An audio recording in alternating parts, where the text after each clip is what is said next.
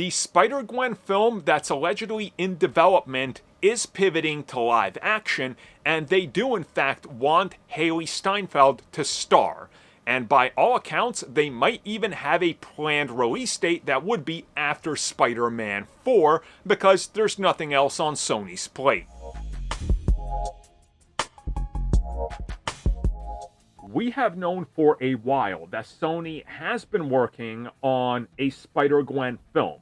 Now, in regards to the film that they were working on, it was rumored to be a spin-off off the Spider-Verse films and animated. And they also teased that there would be a all-animated female Spider-Man team-up film that was separate in animation as well, and that it would all connect to the bigger Spider-Verse. But obviously, Sony's had problems with animation. From getting the sequel out Across the Spider-Verse to Beyond the Spider-Verse to developing absolutely none of their live-action shows so far that they put forth, or any animated one, which there was 3 in development and 3 spin-off films. They haven't happened for the animated universe.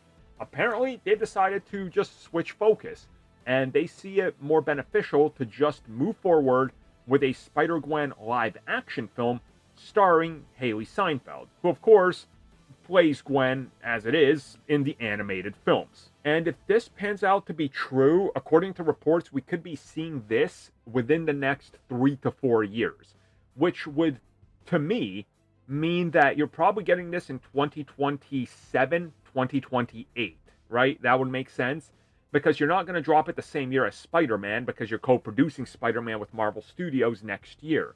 So if it's a year after, you can maybe even insert a tease into Spider-Man 4 for this character, or backpedal off of the MCU if they let you play in the multiverse playground, and maybe even have her show up as Spider-Gwen in one of the multiverse films, and then have her spin off into her own project and co-produce it, which is probably what a lot of people would want. We know that they're also working on a Miles Morales film, and that's independent from everybody. It's just a Sony thing. So again, a lot of people are worried, and I think it's going to be interesting to see just how they proceed with Spider-Gwen, because her story doesn't need a Spider-Man.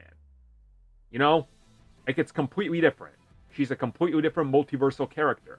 So they got a way and the ability to do something really good and special here.